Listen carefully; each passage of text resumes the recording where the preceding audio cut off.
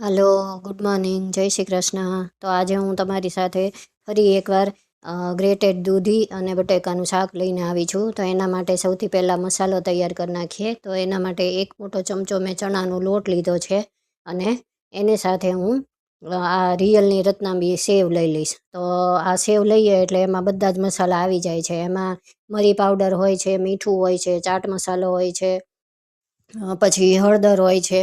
તો પણ એ બધા પાવડર મસાલા હું થોડા થોડા નાખીશ, પણ બીજું આપણે ખટ્ટો મીઠો ટેસ્ટ લાવવા અને એના માટે આપણે બીજું કંઈ જ નાખવું પડતું નથી. ઉપરથી હું થોડોક ચાટ મસાલો નાખીશ ખાલી. એટલે જો તમારી પાસે આવું આ સેવ ન હોય અને બીજું કોઈ ખટ્ટું મીઠું ચવાણું પડ્યું હોય કે બીજું કંઈ હોય તો એ પણ નાખી શકો તમે. પછી એક ચમચી હું લાલ મરચું પાવડર નાખીશ. ત્યાર પછી ધાણા જીરું પાવડર એક ચમચી નાખીશ. ધાણા જીરું પાવડર નાખી અને અડધી ચમચી હું હળદર નાખીશ અને સ્વાદ મુજબ મીઠું નાખવાનું. તો મીઠું આમાં સેવમાં હોય હતું એટલે આપણે જે ચણાનો લોટ લીધો હોય એના ભાગનું જ મીઠું નાખવાનું. એટલે મીઠું થોડું જોઈને નાખવાનું.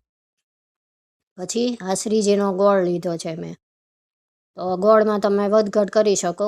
કોઈકને આવો આખા શાકનો મસાલો કે આવો મસાલો તૈયાર કરીએ તો એમાં ગોળ ચડિયાતો ભાવે અને કોઈકને ઓછું ગળ્યું ભાવતું હોય અથવા તો ન ભાવતું હોય. ઘણા ખાંડ પણ નાખતા હોય. તો ખાંડ નાખવી હોય તો ખાંડ પણ તમે 1 થી 1.5 ચમચી નાખી શકો.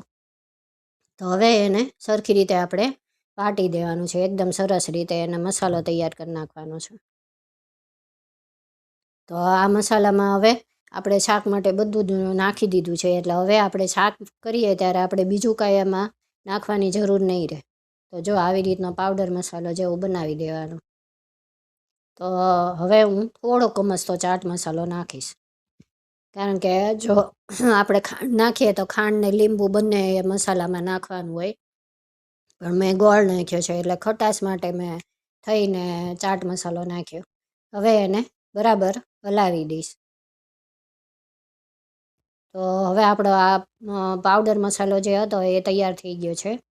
તો આ મસાલો તમે એમને એમ તે બોટલમાં ભરીને રાખી મૂકી શકો છો. અને પછી આખા રીંગણા બનાવવા હોય, એવું શાક બનાવવું હોય, આખું શાક ભરેલો ભીંડો બનાવવો હોય તો એમાં પણ વાપરી શકો. તો હવે હું અહીંયા લગભગ 200 ગ્રામ જેટલી દૂધી લીધી છે મેં અને 2 બટેકા લીધા છે. તો આ બંનેને મેં પહેલાં ધોઈ નાખ્યા હતા છાલ સાથે જ. કારણ કે આ શાકમાં છે ને પાણી બહુ ન નખાય એટલે પહેલાં જ મેં ધોઈ અને લૂછી નાખ્યા હતા સરસ. કારણ કે દૂધીમાં પાણી છૂટશે અને બટેકામાં તે પછી આપણે પાણીમાં જ રાખવા પડે તો શાક થોડુંક વધારે લચકા જેવું થઈ જાય એટલા માટે. એટલે મેં પહેલાં જ તેને ધોઈ અને